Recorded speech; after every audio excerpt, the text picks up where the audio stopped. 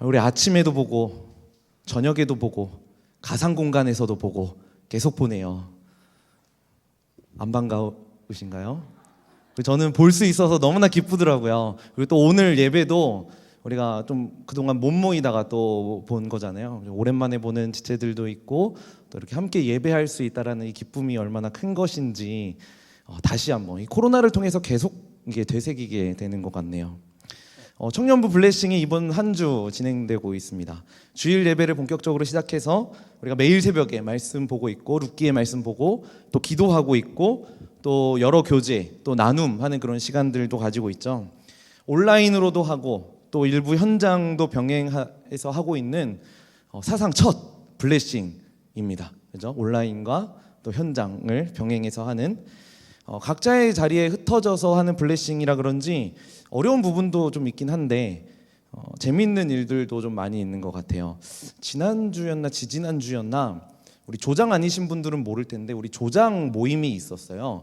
그래서 조장 모임을 해서 그 조장들이 모여야 하는 그 시간이 있었는데 처음에는 9시 반인가요? 저희가 모이기로 했다가 하필 그때 배구가 하는 시간이었어요. 여자 배구 일본이랑 했나?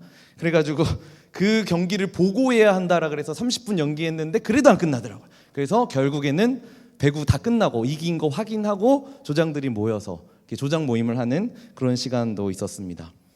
올림픽을 보면서 또 준비해야 하는 블레싱이었기 때문에 그에 따른 에피소드도 있었던 것 같아요.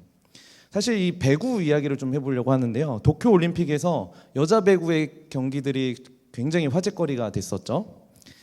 제가 개인적으로 이 배구 경기를 보면서 느낀 점 두 가지 정도가 있었는데요. 첫 번째는 우리나라 선수들의 투지가 정말 대단하다라는 것이었어요. 일본 그리고 터키를 경기 막판까지 끌고 가다가 막판에 이제 딱 승리를 하게 되는 그런 투지가 있었기 때문에 승리할 수 있었다라고 할 수 있겠죠. 그리고 좀 아쉽지만 메달을 따지 못하고 올림픽을 마치게 되었습니다. 올림픽에 참가한 배구 여자 배구 팀이 나라가 12개 나라였다라 그래요. 근데 그 중에 세계 랭킹이 우리나라가 밑에서 두 번째였다라고 하죠. 거기서 4등한 거니까 사실은 엄청난 결과를 가져온 거죠.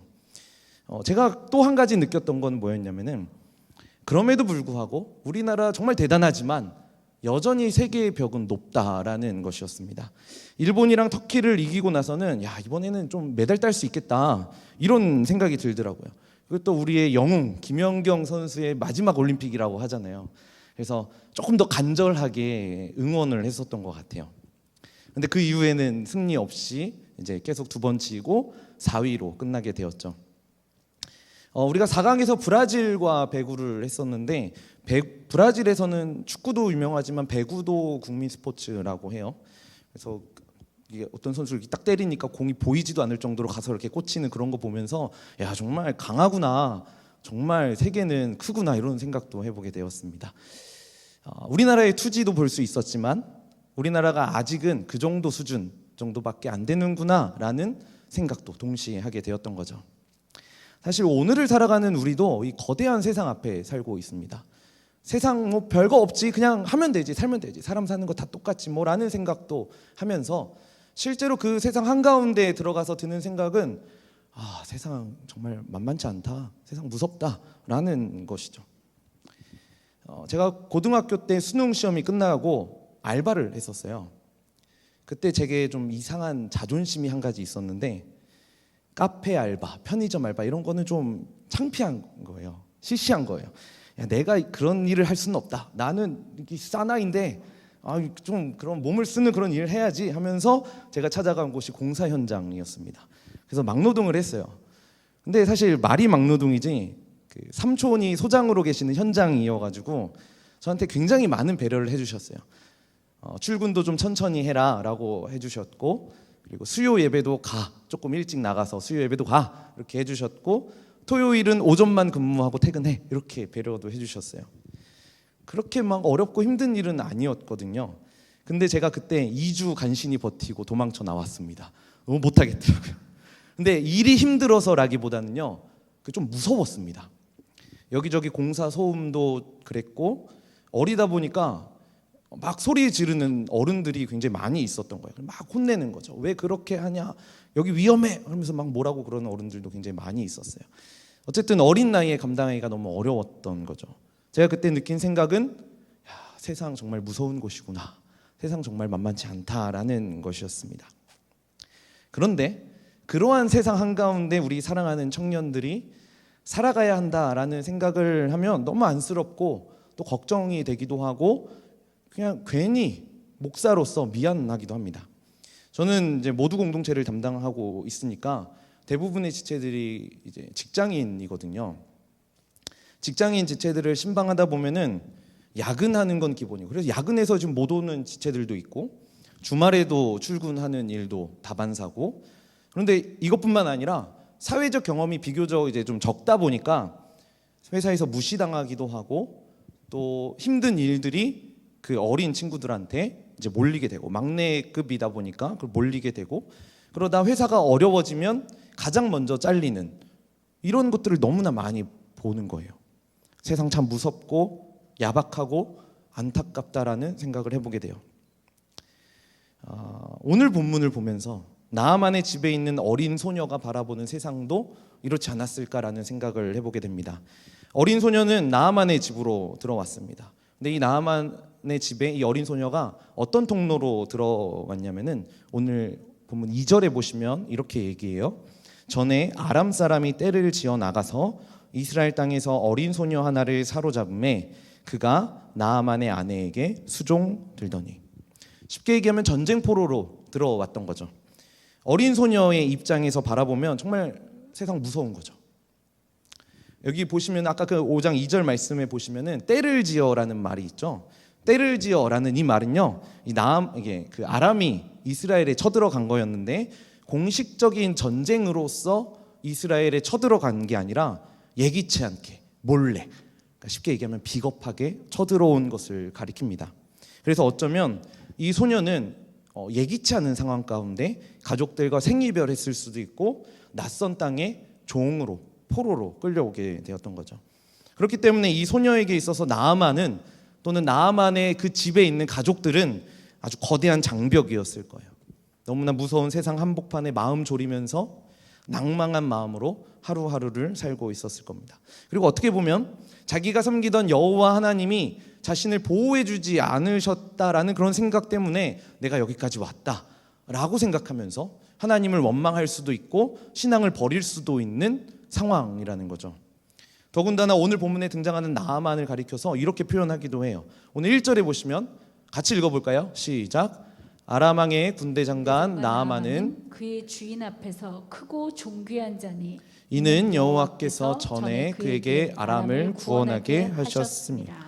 나아만은 군대 장관이라고 얘기를 하고 크고 존귀한 자라고 얘기를 하고 아람 사람들을 구원하게, 그러니까 여러 전쟁에서 승리를 가져다 준 장군이겠죠. 그래서 그를 가리켜서 뭐라고 얘기하냐면은 큰 용사라고 얘기를 합니다. 여기에 표현하는 내용들만 봐도 정말 어마어마한 장군이다라는 그 사실을 우리는 알게 되죠. 그런데 오늘 본문은 이 나아만과 어린 소녀를 계속해서 비교하고 있습니다. 나아만은 아람 사람이었고 소녀는 이스라엘인의 포로였고, 나아만은 큰 용사였고 그의 반면에 소녀는 어린 소녀라고 표현을 하죠. 그리고 소녀는 포로로 잡혀온 종이었고 나아만은 그녀를 잡아온 주인이었습니다. 나아만은 그 아람의 왕이 가장 아끼는 충신 중에 한 사람이었고, 소녀는 나아만의 아내의 시중을 드는 이름도 알려지지 않은, 이름도 나타나 있지 않죠, 그런 보잘것없는 종이었습니다. 그런데 이 둘의 궁극적인 차이는 이거예요. 큰 용사였던 존귀한 자인 나아만의 그 모든 것을 상쇄시키는, 다 잊어버리게 만드는 한 가지가 등장하죠.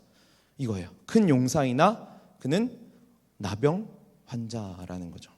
나아만은 나병에 들었습니다. 여기서 나병이라면은 흔히 우리가 아는 살이 이렇게 막 썩어 들어가는 한생병으로 생각할 수도 있겠는데, 뭐 그렇게 볼 수도 있고 어쩌면 단순한 피부병일 수도 있습니다. 어쨌든 나아만이 지금 정상적으로 업무를 하고 격리되어 있지 않은 그런 상황을 우리가 생각해 봐서는 심각한 상태는 아닐 것이다 라는 것을 좀 추측해 볼 수 있을 것 같아요. 그럼에도 불구하고 우리가 알 수 있는 건 나아만이 굉장히 고통스러운 상황 가운데 놓여져 있다라는 거죠. 아마도 나아만이 입었던 옷에는 그 피부병으로 인해서 피가 묻어 있을 수도 있었고 썩어진 피부에 각질들이 묻어 있을 수도 있겠죠.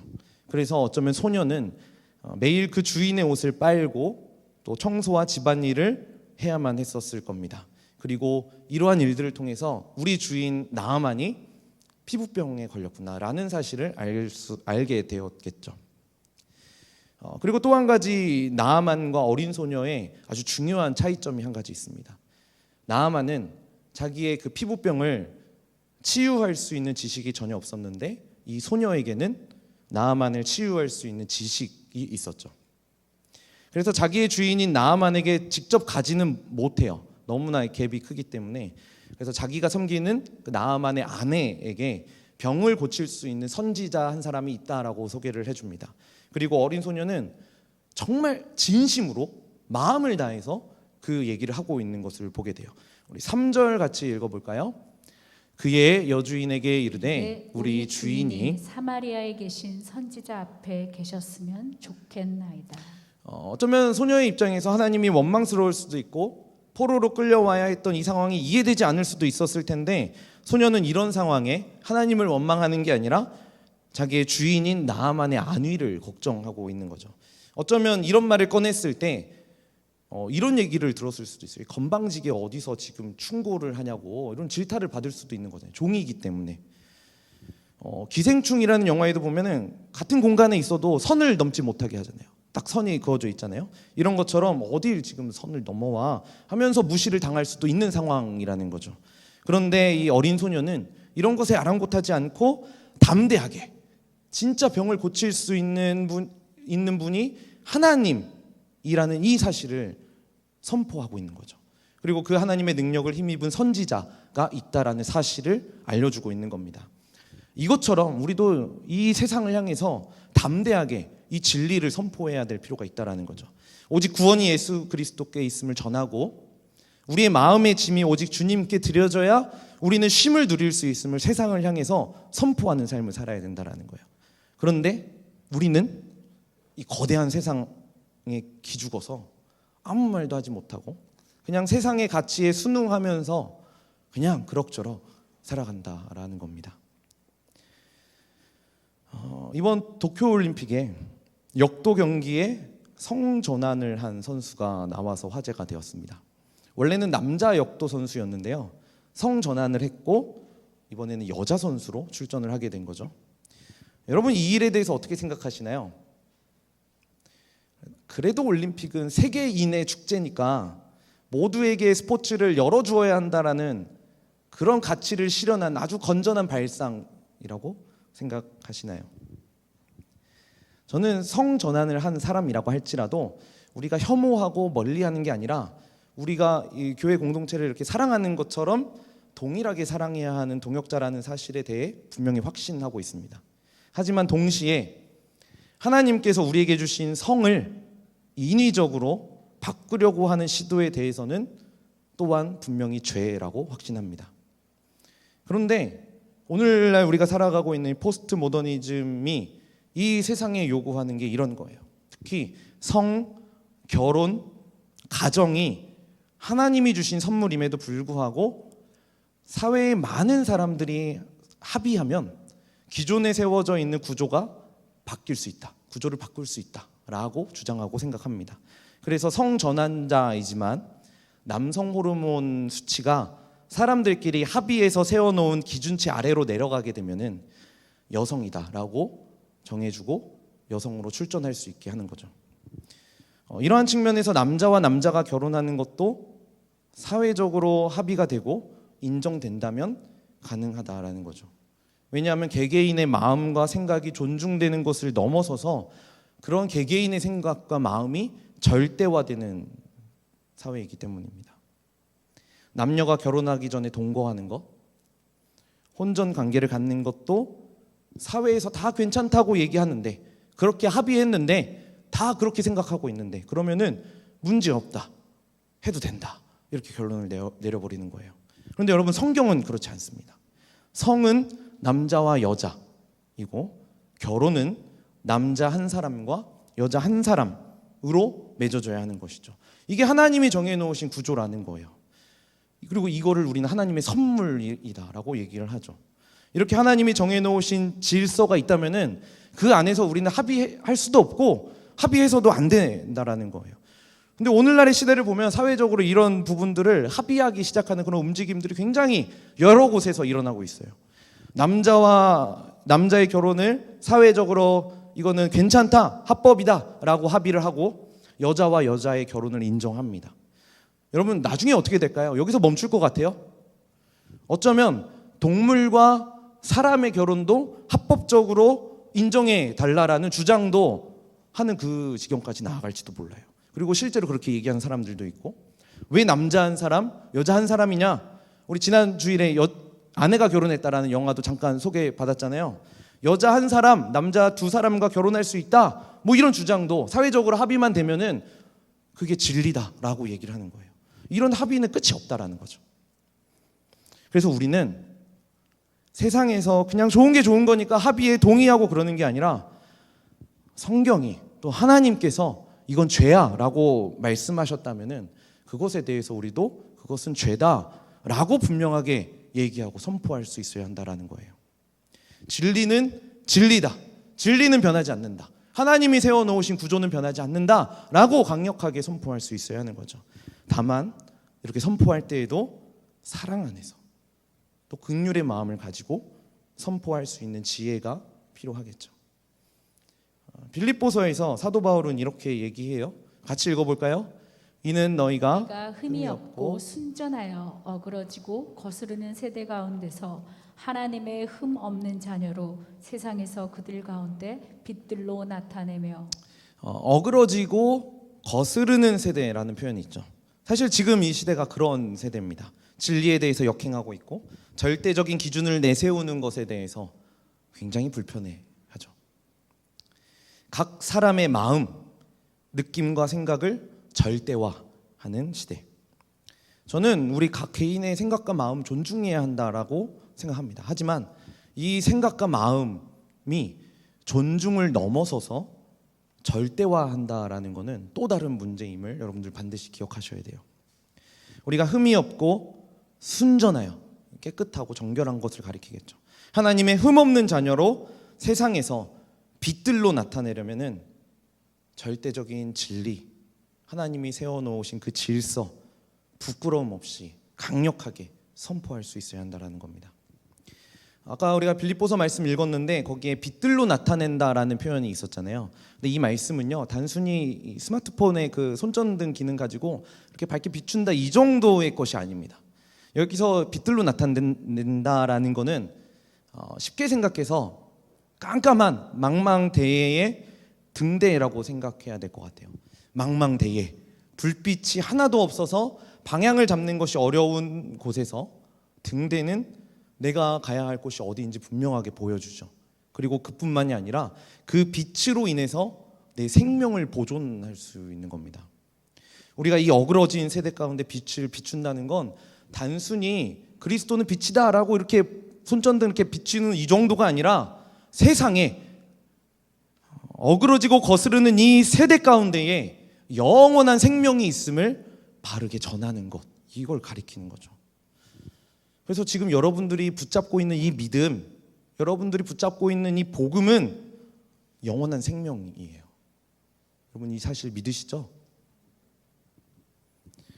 원래 우리 나병 환자고 원래 우리 죽음을 기다리는 자들이잖아요. 그런데 우리에게 지금 영원한 생명이 주어졌어요. 그렇다면 이제는 그 영원한 생명을 어그러지고 거스르는 이 세대 가운데 빛으로서 강력하게 선포하는 그런 삶을 살아야 된다라는 것이죠. 그런데 우리는 세상에 이러한 진리를 드러내는 것에 대해 굉장히 힘들어합니다. 때로는 부끄러워하죠.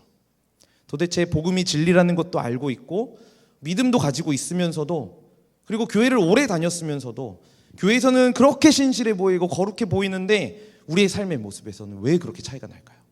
왜 그거 힘들어하고 부끄러워할까요? 우리가 세상 속에서 자신감 있게 진리를 선포하지 못하는 이유는 아마도 복음은 반드시 승리할 것이다라는 이 확신이 부족하기 때문일 겁니다. 내가 괜히 복음에 대해서 말했다가 손가락질 받는 것이 두려울 정도로 복음이 진짜인가에 대한 확신이 부족한 거죠. 복음에 내 모든 것을 걸어도 될까? 하는 손익 계산이 이 머릿속에서 이렇게 돌아가고 있으니까 강하고 담대하게 복음은 진리다라고 선포하는 것에 대해서 주저하고 있는 거죠. 그래서 우리가 어떻게 합니까? 세상과 적당히 타협합니다. 적당히.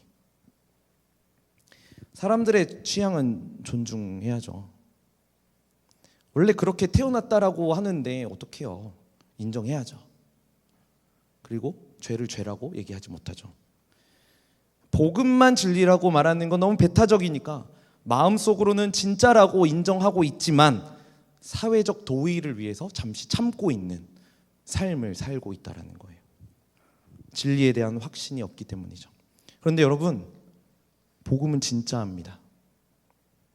예수 그리스도의 십자가 진짜로 영원한 생명을 우리에게 주십니다.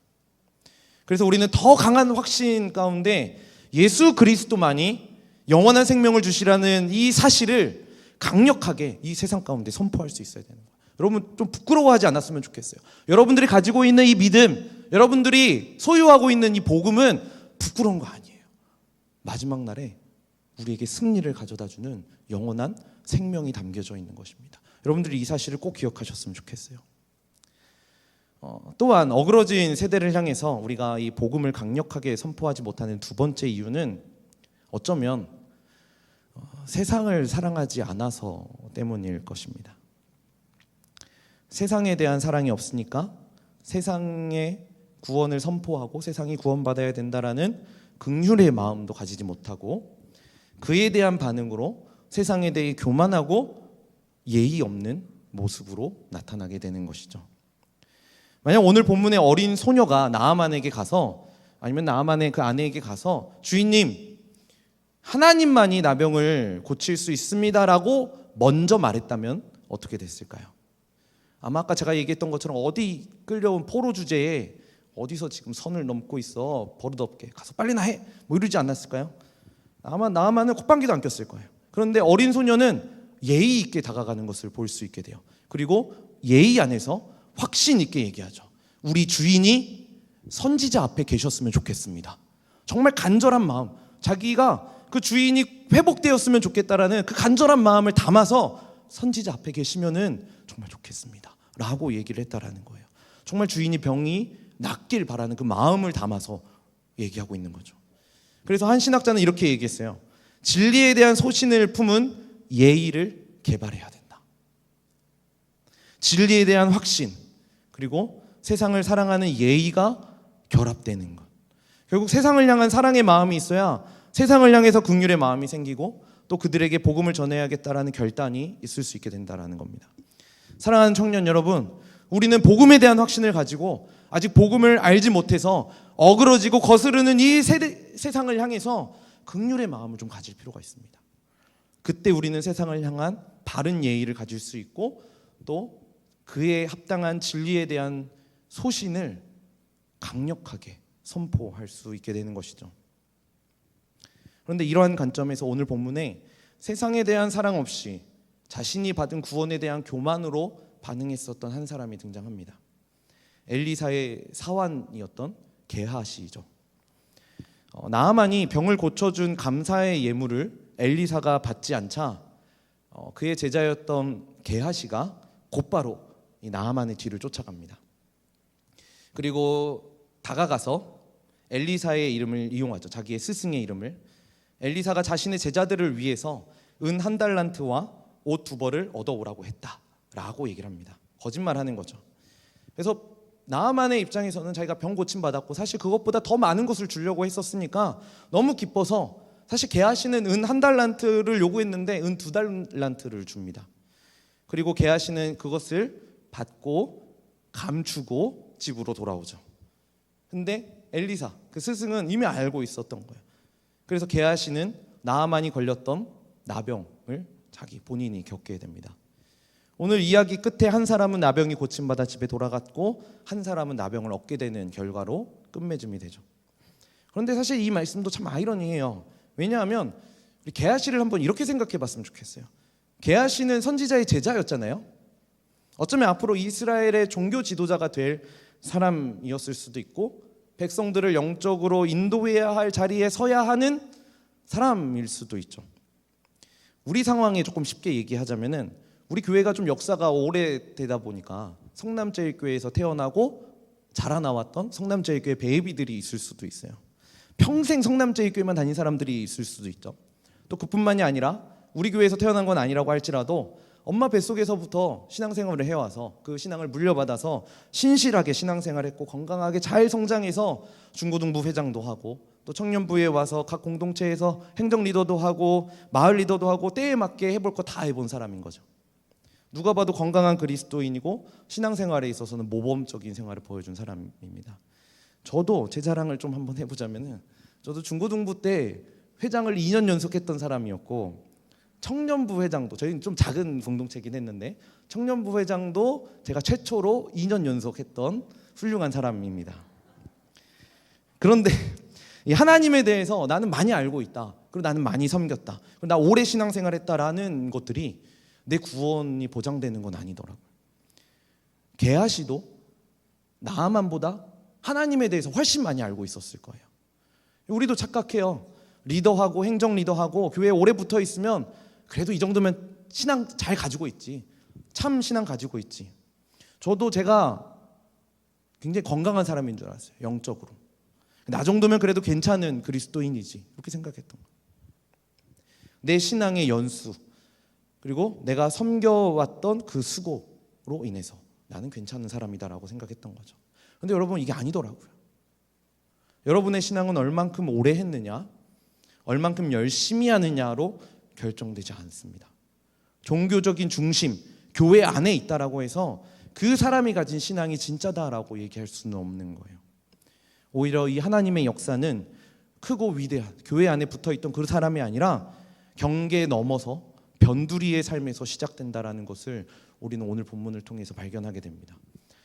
큰 바다에서 하나님의 나라가 이루어지는 것이 아니라 오늘 지금 내가 흘리는 눈물 한 방울에서부터 하나님의 나라가 시작된다라는 거죠. 여러분 이 교회에만 붙어 있는다고 하나님의 나라가 시작되지 않습니다.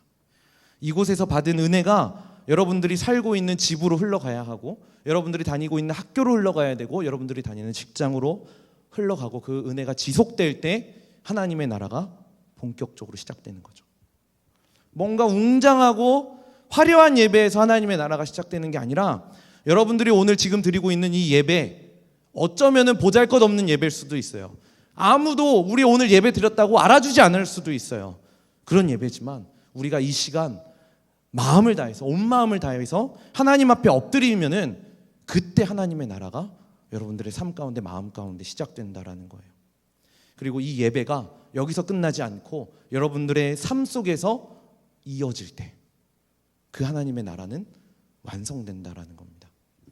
그렇기 때문에 하나님의 나라는 여러분들의 삶 속에서 시작된다라는 이 사실을 꼭 기억하시길 바랍니다. 그래서 저는 올해 우리가 하고 있는 이 블레싱이 참 의미 있다라고 생각해요. 사실 그동안 해왔던 블레싱도 굉장히 의미가 있었죠. 정말 가치 있는 일이었습니다. 그런데 한번 좀 전환할 시기도 필요했던 것 같아요. 어느 지역, 어느 교회가 아니라 바로 지금 내가 살아가고 있는 그 삶의 현장이 블레싱 되어야 할 최적의 장소이기 때문이죠. 사실 원래 블레싱도 그런 의미였을 거예요. 그런데 이 블레싱과 우리의 삶이 잘 연결이 되지 않았었던 거죠. 그렇다면 이번 블레싱이 이 예배와 또 하나님이 허락해 주신 은혜와 여러분들의 삶이 연결되는 그런 계기가 되었으면 좋겠습니다. 그리고 이 블레싱은 왕 바로 아래에 있었던 나아만과 같은 큰 용사로 시작되는 게 아니라 게하시와 같이 종교적인 중심에 들어와 있는 사람으로부터 시작되는 것이 아니라 어린 소녀로부터 시작된다라는 사실도 우리는 기억해야 합니다. 거대한 세상 앞에 한없이 작아 보이고 보잘것없는 여러분들의 삶을 통해서 우리 청년들의 삶을 통해서 그 하나님의 나라가 이루어진다라는 거예요. 그렇게 하나님의 일하심은 이런 작은 자를 통해 이루어진다라는 것을 기억하시는 우리 청년들, 그리고 또 함께 예배드리는 우리 모든 성도님들 되시길 간절히 축복합니다. 다시 나아만과 어린 소녀의 이야기로 돌아가서 한번 이렇게 생각해 보려고 해요. 이스라엘 입장에서 나아만은 어떤 사람이었죠? 나아만은 아람 사람이기 때문에 이방인이었잖아요. 나아만은 이스라엘 바깥에 있는 사람이었고, 그래서 이 당시의 관점으로서는 당연히 구원과는 먼 사람이었을 겁니다. 그런데 그 사람이 작지만 이스라엘 안에 있는 사람으로부터 치유의 통로를 듣게 되죠.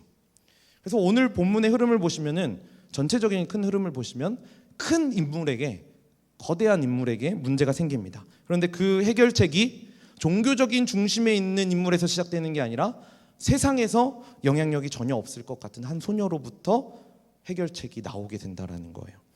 우리도 살면서 복음에 대한 확신을 가지고 사랑으로 전해야 된다라는 이 사실 너무나 잘 압니다. 제가 지금까지 얘기했던 거 우리 수없이 들어봤었던 설교이고 수없이 우리가 다짐했었던 우리의 결단이었어요.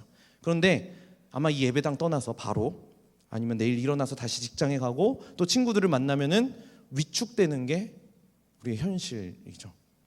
나는 그 거대한 세상 한가운데 한없이 작아 보이기만 하고, 믿음을 가지고 있다는 게 부끄럽기만 하고, 연약해 보이기만 하고, 나는 그 사람들에게 복음을 전할 수 있을 만한 지식이 없는 사람이라고 생각합니다. 어린 소녀가 이렇게 담대하게 복음을 선포했고 치유했을 때 나아만의 병이 나았고 깨끗해졌잖아요. 근데 그 나아만의 상태를 이렇게 표현해요. 우리 14절 말씀 같이 읽어볼까요? 시작. 나아만이 이에 내려가서 하나님의 사람의 말대로 요단강에 7번 몸을 잠그니 그의 살이 어린아이의 살같이 회복되어 깨끗하게 되었더라. 이 노란색 글씨를 잘 기억하세요. 그의 살이, 나아만의 살이 어린아이의 살같이 회복되었다라고 얘기를 해요. 근데 다시 그 소녀, 어린 소녀를 어떻게 표현했는지 한번 봅시다. 우리 2절에 보시면은 전에 아람 사람이 떼를 지어 나가서 이스라엘 땅에서 어린 소녀 하나를 사로잡음에, 어린 소녀. 그리고 나아만은 어떤 표현을 썼어요? 방금 전에 읽은 건데 뭐였죠?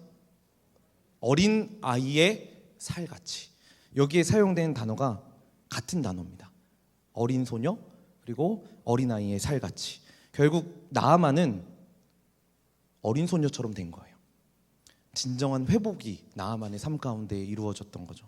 한없이 작은 자, 변두리에 있는 자, 영향력이 전혀 없을 것 같은 어린 소녀의 말에 좀 부끄럽지만 하나하나 이렇게 순종해 나아갔을 때 그 어린 소녀처럼 동일하게 회복되는 결과를 우리는 본문을 통해서 발견하게 된다라는 거예요.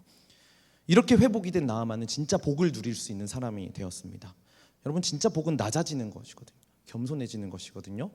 오늘 21절에 보면은 같이 읽어볼까요? 시작. 나아만의 뒤를 쫓아가니 나아만이 자기 뒤에 달려옴을 보고 수레에서 내려 맞이하여 이르되 평안이냐 하니. 나아만이 집으로 돌아갈 때 게하시가 찾아왔잖아요. 근데 나아만이 먼저 내려서 그를 맞이했습니다. 게하시를 맞이했어요. 처음에 나아만이 엘리사를 찾아갔을 때, 내가 엘리사 집 앞까지 갔는데 나를 마중하러 나오지 않는 그 엘리사를 향해서 불같이 화를 냈던 사람이 나아만이었거든요. 그래서 씩씩거리면서 에이, 내가 그 요단강 7번 물 담그려고 여기 왔나라고 그렇게 불만을 표현했던 사람이 나아만이었어요. 간신히 옆에 사람 종들이 얘기해 주니까 그거 순종하면서 그렇게 해서 회복되었거든요. 근데 이렇게 진정한 회복을 경험한 나아만은 복을 누렸고 스스로 낮아질 수 있는 사람이 되었다라는 거예요. 스스로 복을 누릴 수 있는 자가 된 거죠. 결국에 우리가 하나님의 형상으로 지음 받았잖아요. 그래서 지난주일 청년 예배 때 나누어 주셨던 것처럼 우리는 하나님과 가까워져야 하고 하나님과 동행하는 삶 속에서 낮아지고 겸손해지고 세상을 진심으로 사랑할 수 있어야 한다라는 거죠. 그리고 그 세상을 향해서, 그 낮아진 자리에서 그 거대한 세상을 향해서 담대하게 이 복음의 진리를 선포하는 삶을 살아야 된다라는 겁니다. 나의 삶을 통해, 내 행동 하나하나를 통해서 나는 비록 작고 연약하고 보잘것없고 가진 지식이 없지만 내가 붙잡고 있는 그 복음을 담대하게 선포할 수 있어야 된다라는 거죠. 그렇게 우리가 세상을 향해서 선포할 때 복음을 증거할 때 그런 나의 모습을 보고 나를 보는 게 아니라 하나님의 형상을 보게 되는 거죠. 여러분, 이게 복입니다. 그리고 우리를 바라본, 그렇게 커 보여서 넘사벽일 것 같았던 세상은 하나님의 형상인 나를 보고 그 세상도 회복이 되고 또 그 안에서 복으로 살아가는 삶이 전해진다라는 것이죠. 혹시 여러분 새나무 이야기 아세요? 새 나무가 있었습니다. 세 개의 나무, 올리브 나무와 떡갈나무, 소나무. 이 세 나무에게는 꿈이 있었습니다. 각자 특별한 존재가 돼야겠다라는 꿈이었어요. 먼저 올리브 나무는요, 정교하고 화려한 보석 상자가 되어서 그 안에 온갖 보석을 담는 그런 꿈을 꾸었습니다. 그러다가 어느 날 나무꾼이 숲의 수많은 나무 중에서 하필 그 올리브 나무를 선택해서 이렇게 베어간 거예요. 그때 올리브 나무는 야, 나 이제 드디어 아름다운 보석 상자가 될 수 있겠구나라는 기대감에 부풀었는데 기대와는 달리 그 나무꾼은 이 올리브 나무를 이용해서 냄새나는 짐승의 먹이를 담는 먹이통을 만들었습니다. 올리브 나무는 자신의 꿈이 산산조각 나자 가슴이 무너져 내렸습니다. 이제 더 이상 자신은 가치가 없고 천한 존재라는 느낌이 들었던 거죠. 두 번째 나무였던 떡갈나무는요, 이 떡갈나무가 가지고 있었던 꿈은 위대한 왕을 싣고 바다를 건널 거대한 배의 일부가 되는 것이었습니다. 그래서 나무꾼이 자기를 베었을 때 막 흥분했어요. 야, 내가 이제 큰 배가 될 수 있겠구나. 내 꿈은 이루어지는구나. 근데 시간이 갈수록 나무꾼은 그 떡갈나무를 가지고 초라하고 작은 낚싯배를 만들고 있다는 사실을 알게 됐습니다. 떡갈나무 역시 슬픔의 눈물을 흘렸고 이제 나는 아무런 쓸데없다라는 느낌에 절망에 빠졌어요. 마지막으로 높은 산 꼭대기에 있는 소나무의 유일한 꿈은 언제까지나 높은 곳에 버티고 서서 사람들에게 자연의 아름다움을 보여주고 하나님의 창조가 얼마나 아름다운 것인지를 보여주는 것이었습니다. 그런데 순식간에 번개가 치더니 소나무를 쓰러뜨리면서 이 소나무의 꿈도 함께 산산조각 났습니다. 심지어 얼마 후에 나무꾼이 쓰러진 소나무를 가져다가 쓰레기 더미에 던져버렸습니다. 세 나무는 모두 자신의 가치를 상실했다는 생각에 크게 실망했죠. 그리고 아주 오랜 세월이 흘렀습니다. 마리아와 요셉이 아이를 낳을 곳을 찾지 못해 헤매다가 그들은 마구간을 발견했고 막 태어난 아기 예수는 태어나자마자 구유에 누였죠. 그런데 이 구유가 바로 그 올리브 나무로 만든 것이었습니다. 올리브 나무의 꿈은 귀중한 보석을 담고 한껏 자신을 뽐내고 싶은 것이었는데 그 올리브 나무는 구유가 되었고 이 세상에서 가장 귀한 보물인 하나님의 아들을 담게 되는 큰 영광을 누리게 되었습니다. 시간이 흘러 예수님의 공생애가 되었어요. 어느 날 예수님은 호수 건너편으로 건너가게 되었는데 예수님께서는 크고 멋진 배가 아니라 작고 초라한 낚싯배를 선택하셨죠. 이 낚싯배가 바로 아까 그 떡갈나무로 만든 것이었습니다. 떡갈나무는 위대한 왕을 태우고 바다를 건너고 싶었는데 세상의 왕과는 비교조차 할 수 없는 만왕의 왕을 태우게 되는 축복의 배가 되는 영광을 누리게 되었죠. 또 몇 년이 흘렀습니다. 몇몇 로마 병사들이 그 소나무가 버려진 쓰레기 더미에서 뭔가를 부지런히 찾고 있었어요. 이 소나무는 야, 난 이제 땔감 신세나 되겠구나 이렇게 생각했는데 놀랍게도 이 병사들은 소나무를 작은 두 조각으로 쪼개더니 십자가를 만들었습니다. 그리고 바로 그 십자가에 온 인류의 구세주가 되시는 예수님이 못 박혔죠.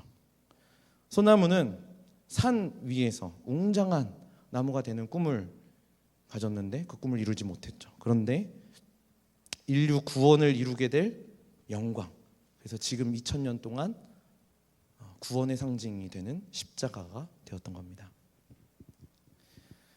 사랑하는 청년 여러분, 여러분들의 가치는 어느 정도인가요? 그래서 여러분들의 가치가 어느 정도 되어야 세상을 바꿀 수 있는 영향력이 생길까요?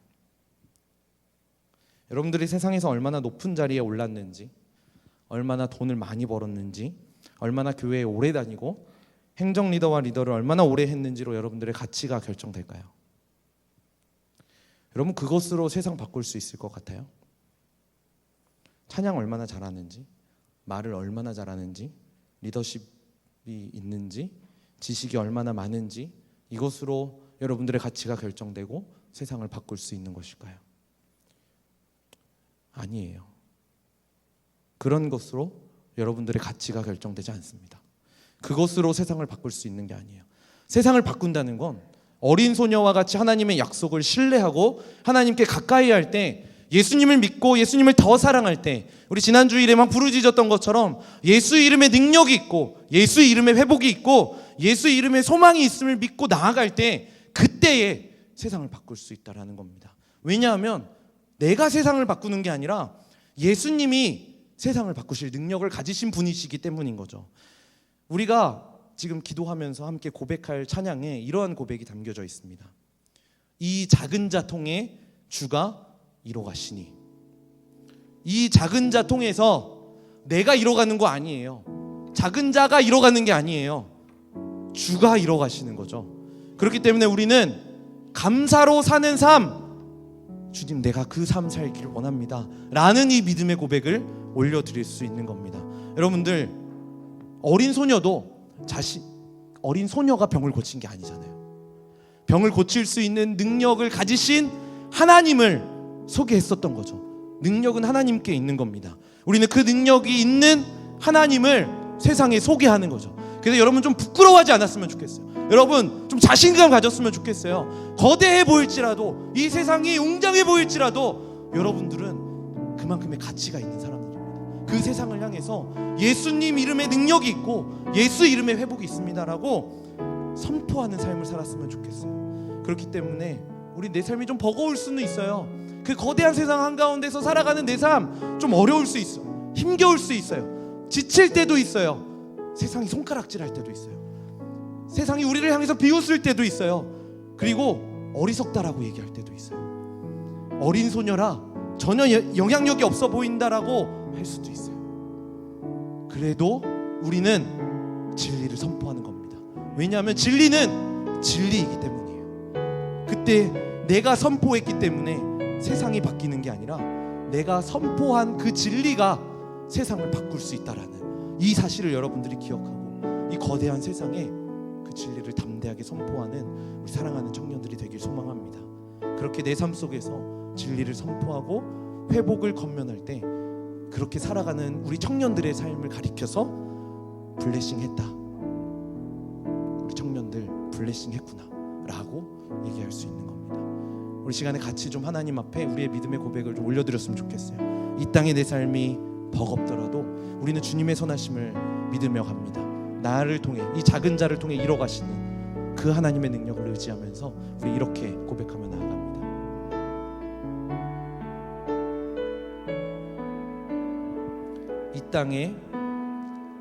이 땅에 내 삶이 비록 버겁더라도 주님의 선하심 난 믿으며 가리. 이 작은 자 통해, 이 작은 자 통해 주가 이뤄가시니 감사로.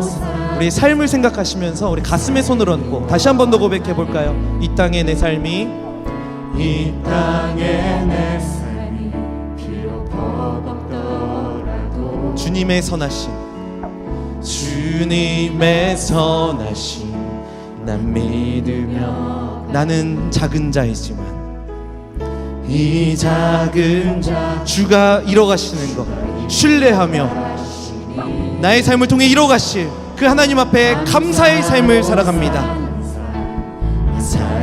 내 삶의 시간 속에, 내 삶의 시간 속에 주 일하시네. 내 모든 여정 속에 함께 하시네. 깊고도 크신 주의 영광을 나 보리라.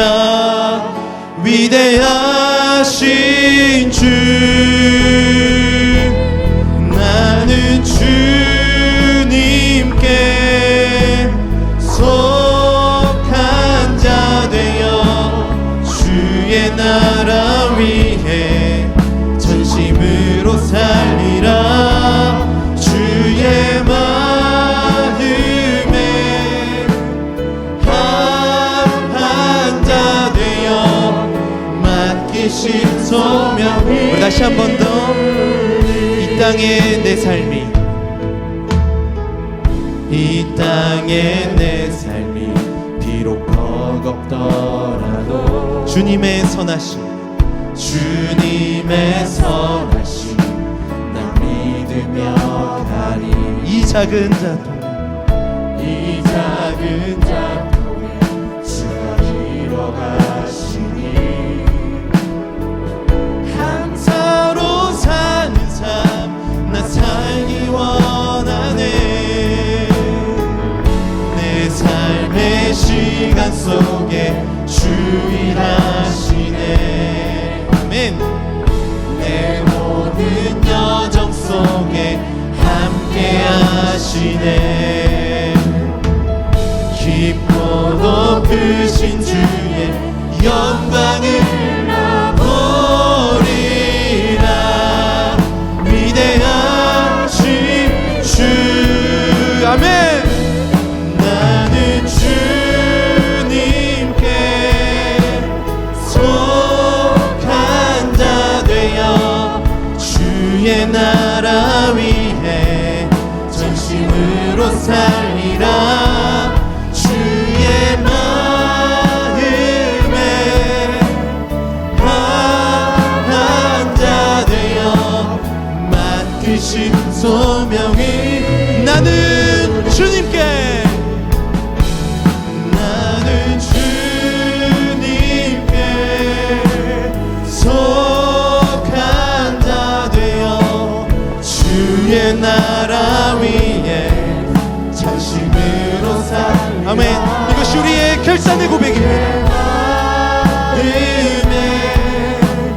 합한 자 되어 맡기신 소명이 우리.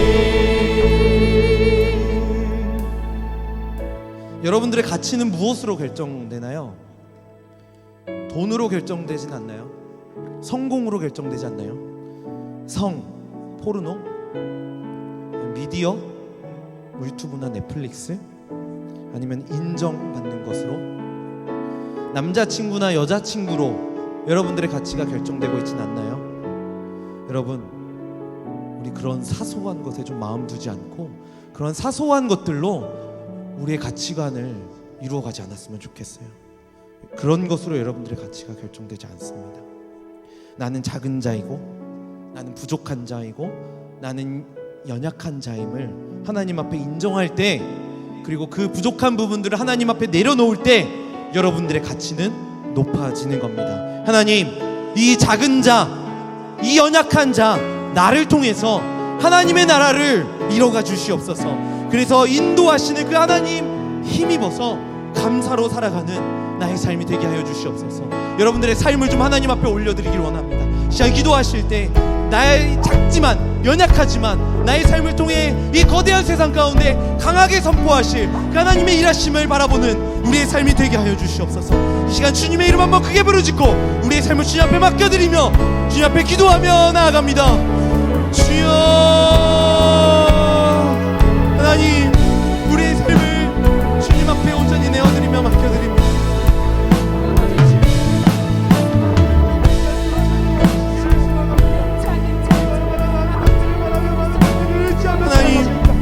성공하는 것으로 내 가치를 결정하려고 했고, 돈으로 내 가치를 결정하려고 했고, 명예를 쌓는 것으로 내 가치를 결정하려고 했고, 성으로 포르노 보는 것으로 내 가치를 결정하려고 했었던, 또 미디어 보는 것, 사람들로부터 인정받는 것, 요 이성 관계를 통해서 내 가치를 결정하려고 했었던 나의 삶을 주님 앞에 고백합니다. 하나님, 이러한 사소한 것, 썩어 없어질 것으로 내 가치를 결정하지 않기를 원합니다. 하나님, 이러한 것으로 내 가치관을 삼지 않기를 원합니다. 나는 작은 자이고 나는 연약한 자이고, 그래서 이러한 것들이 내 마음을 여전히 빼앗길 수 있는 이 연약함을 가진 자임을 하나님 앞에 고백하고, 여러분 하나님 앞에 고백합니다. 하나님, 나를 사용하시고 내 삶을 통해 이루어가시는 하나님의 일하심을 바라보는 우리의 삶이 되게 하여 주시옵소서. 하나님, 나는 작은 자입니다. 하나님, 나는 연약한 자입니다. 그렇지만 이 나의 삶을 통하여 하나님의 나라가 이루어지는 것을 소망합니다.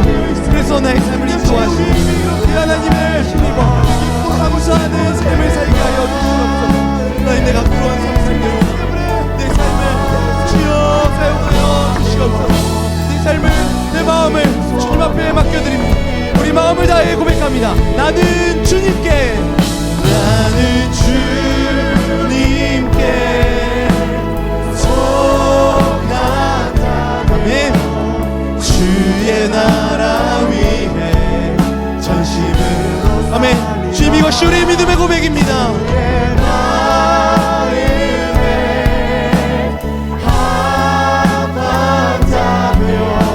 다시 한 번 더, 나는 주님께 속한 자입니다. 아멘. 나는 주님께 속한 자 되어 주의 나라 위해 전심으로 살리라. 주의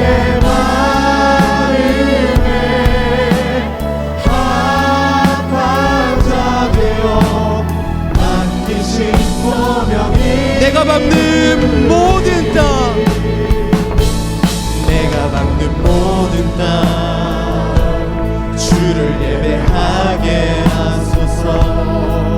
주의 보혈로 덮어지게 하소서.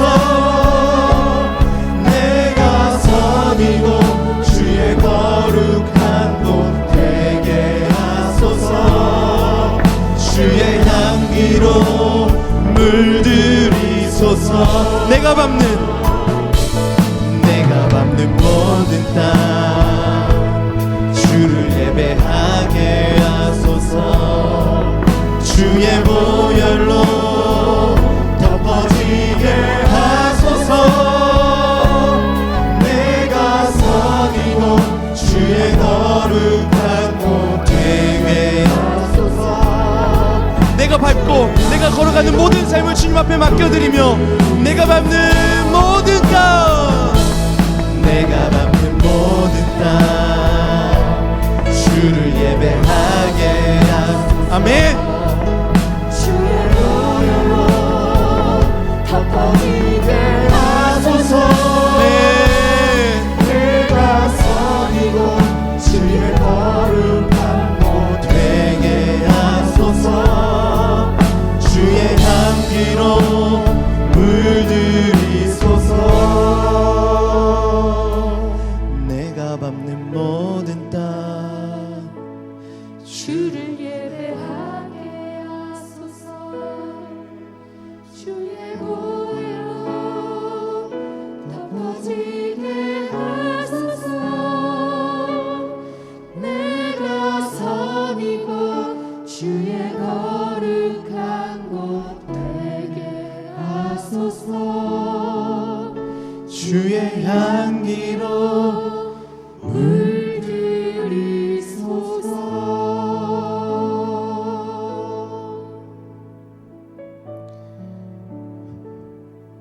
이 거대한 세상 한가운데 사는 한없이 작은 우리 청년 여러분들의 삶을 정말 진심을 다해 마음을 다해 응원합니다.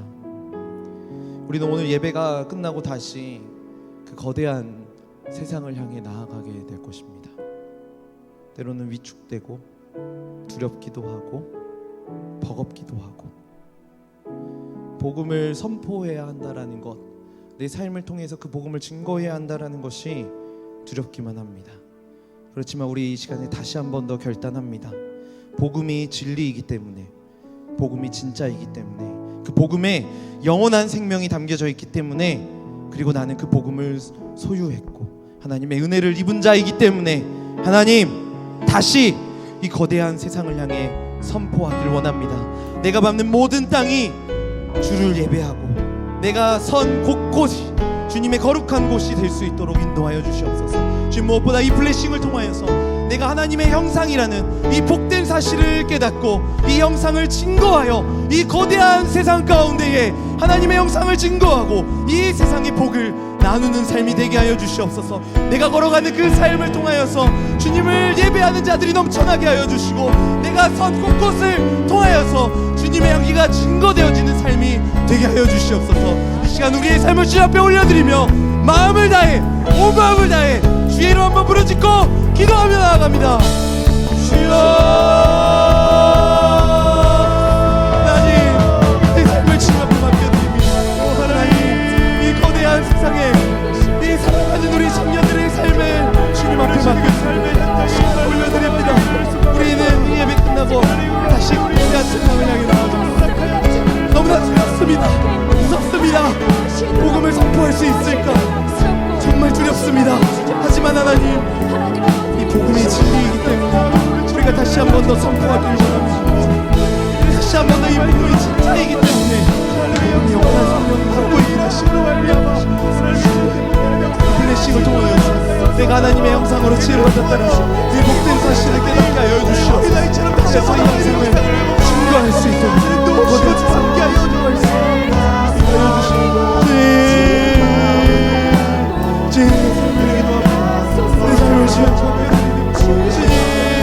내 삶을 통하여서 모든 땅이 주님을 예배하게 하여 주시고 주여 내 삶을 통하여서 내가 모든 곳을 통하여서 주님의 향기가 증거되어지는 삶을 하여 주시고 주여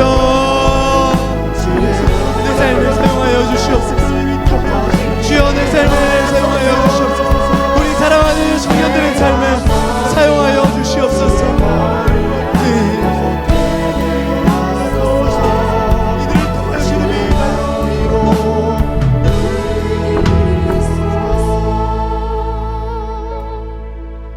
우리 시간의 마지막으로 좀 잠잠하게 묵상하면서 우리 하나님 앞에 우리의 삶을 올려드리기를 원합니다. 우리가 다시 나아갈 그 세상 사실 만만치 않습니다. 정말 두려운 곳 맞습니다. 그렇지만 그 복음이 있기 때문에 이 복음을 부끄러워하지 않고 이 복음의 영원한 생명이 있기 때문에 우리는 다시 그 세상 가운데 선포할 수 있습니다. 우리 삶을 좀 생각하시면서 우리 삶을 하나님 앞에 올려드리면서 하나님 지금 이 예배당 문을 나서서 거대한 세상으로 나아가는 나의 삶 가운데 새로운 능력을 더하여 주시옵소서. 하나님의 형상으로 지음받은 그 복된 사실을 깨닫고 그 형상을 증거하는 이 거대한 세상 가운데 절대 진리의 이 하나님의 말씀을 선포하는 우리의 삶이 되게 하여 주시옵소서.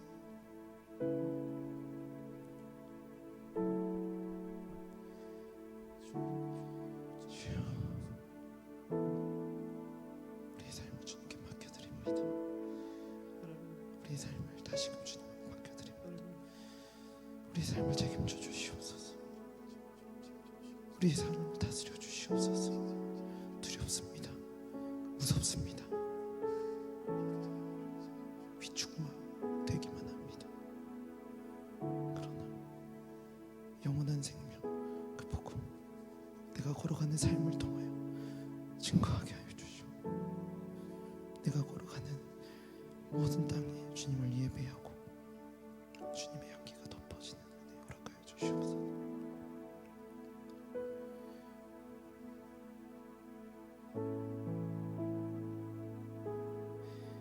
우리 사랑하는 청년들의 삶을 다시 주님 앞에 올려드립니다. 이 거대한 세상 가운데